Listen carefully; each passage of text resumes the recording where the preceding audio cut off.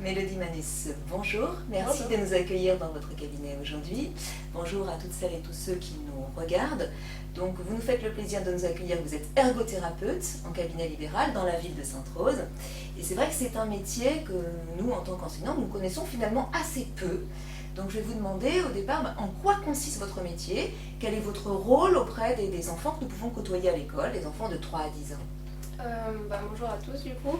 Le métier d'ergothérapeute en général ça va être le travail autour de l'autonomie.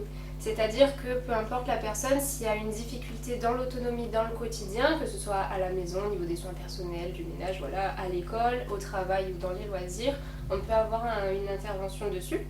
Maintenant pour des jeunes qui sont à l'école, on va surtout intervenir, voilà, s'il y a des difficultés d'écriture, on va faire rééducation du graphisme. En fait, notre première intervention sur l'enfant, ça va être déjà un dépistage, de savoir s'il y a une difficulté, trouble des apprentissages, trouble neurodéveloppemental ou autre chose. On va évaluer. L'ergothérapeute, il a une évaluation qui est holistique, c'est-à-dire qu'on va prendre en compte les capacités, c'est ce qu'on va évaluer, mais on va aussi prendre en compte son environnement, est-ce que l'environnement est adapté et lui permet d'évoluer convenablement, et aussi son activité. Donc on est formé pour analyser l'activité, dans le graphisme, dans l'écriture, il se passe énormément de choses. Qu'est-ce qui pêche en fait à ce niveau-là pour pouvoir avoir une adaptation, une intervention qui est adaptée. Donc nos interventions, ça va être soit de la rééducation quand c'est une capacité qui est un petit peu en retard, si c'est un retard de développement par exemple.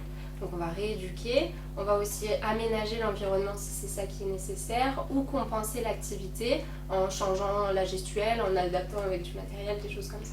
D'accord. Alors, c'est vrai que quels pourraient être les signes dans ces cas-là qui montrent qu'un élève aurait besoin d'ergothérapie dans la classe ? En général, les premiers signes quand un parent fait appel à nous, ça va être une lenteur d'écriture, une écriture qui va être peu lisible, qui va être douloureuse. Des fois aussi des refus dans les tâches graphiques, il y a des enfants qui vont s'enfermer un peu dans de l'évitement pour pouvoir ne pas se mettre en difficulté. Du coup, c'est surtout par rapport au graphisme. Maintenant, il y a tout ce qui est l'autonomie dans la classe. Est-ce qu'il sait se repérer à l'école? Est-ce qu'il sait gérer son matériel? Est-ce qu'il est organisé sur sa table? L'utilisation des outils scolaires, écrire au tableau, toutes ces choses-là, en fait, même à la cantine, s'il n'arrive pas à couper sa viande et que c'est ce qui est attendu pour son âge, si il y a des retards dans son autonomie, s'il revient des toilettes, il n'arrive pas à boutonner son pantalon, c'est des choses qui doivent alerter. Ou des fois aussi une forte maladresse quand il évolue dans la classe, des choses comme ça.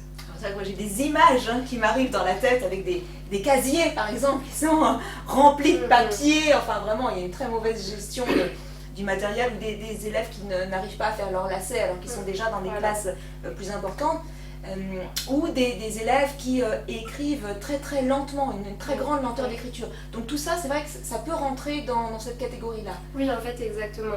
Quand il y a la lenteur d'écriture, on est sur une gêne dans la participation de l'enfant dans ses actes scolaires, dans ses activités scolaires.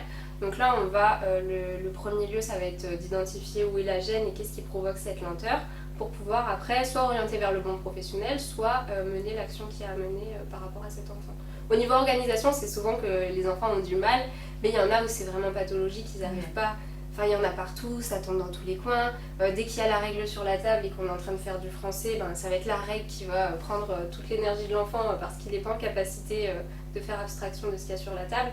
En fait, c'est tout ça qu'on va essayer d'identifier et de faire évoluer en fait, pour qu'il puisse être un peu plus performant dans sa participation. D'accord.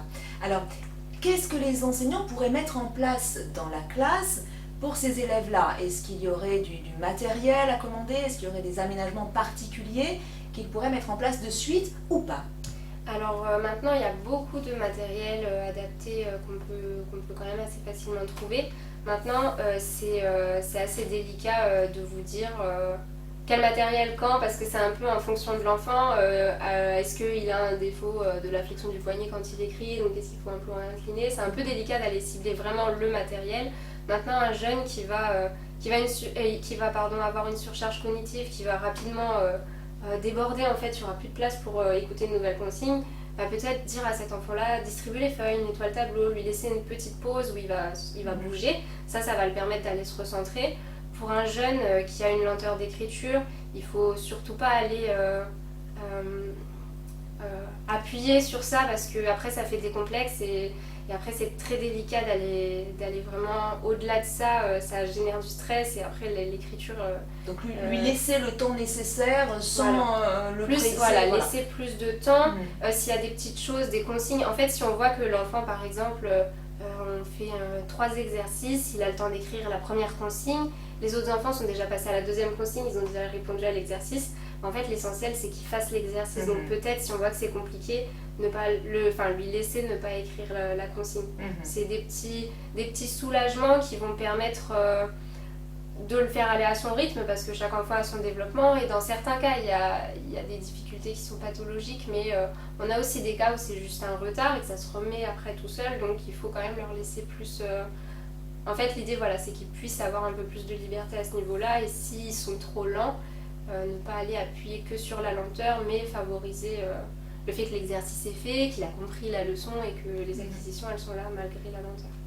Là, on est vraiment sur la différenciation et tous les aménagements que les enseignants mettent en place aujourd'hui. Alors, c'est très important ce que vous dites parce que du coup, même si on repère les signes que vous avez évoqués tout à l'heure, ne pas se précipiter à mettre des aménagements en place, mais plutôt les orienter vers vous pour au moins avoir un diagnostic, un bilan et pouvoir connaître justement les pistes qui leur correspondent. On est vraiment sur l'enfant qui est unique et qui a ses besoins uniques.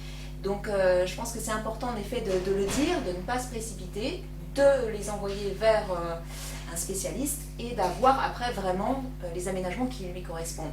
Alors comment ça se passe? Est-ce que les parents doivent consulter leur médecin de famille ou est-ce qu'ils peuvent venir vous voir, peuvent venir voir un ergothérapeute directement? Alors en fait, en tant qu'ergothérapeute, on est soumis à prescription médicale. Donc ça veut dire que dans tous les cas, pour démarrer l'intervention, il faudra une ordonnance de la part d'un médecin. Mais c'est souvent que les personnes prennent contact directement. On se voit, on discute sur les possibilités parce qu'il y a aussi le sujet délicat du financement parce qu'on n'est malheureusement pas encore conventionné par la sécurité sociale et du coup les séances c'est à la charge de la famille. Il y a certaines mutuelles maintenant qui participent mais c'est un peu, c'est pas toutes les mutuelles et c'est pas pour toutes les séances. Après il y a la possibilité de faire une demande à la MDPH, il y a la possibilité de monter certains dossiers de financement mais c'est l'administratif, on sait que c'est un peu compliqué. Mais du coup, c'est au cas par cas peut-être selon les besoins de l'enfant. Selon les besoins, selon les difficultés que rencontre la famille. En fait, l'idée c'est de faire un premier entretien où on va déblayer toute la difficulté. Des fois, il n'y a pas besoin de faire un bilan, une évaluation complète quand c'est une difficulté très ciblée.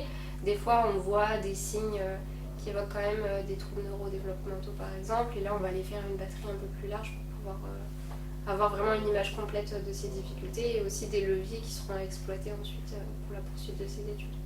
D'accord, très bien.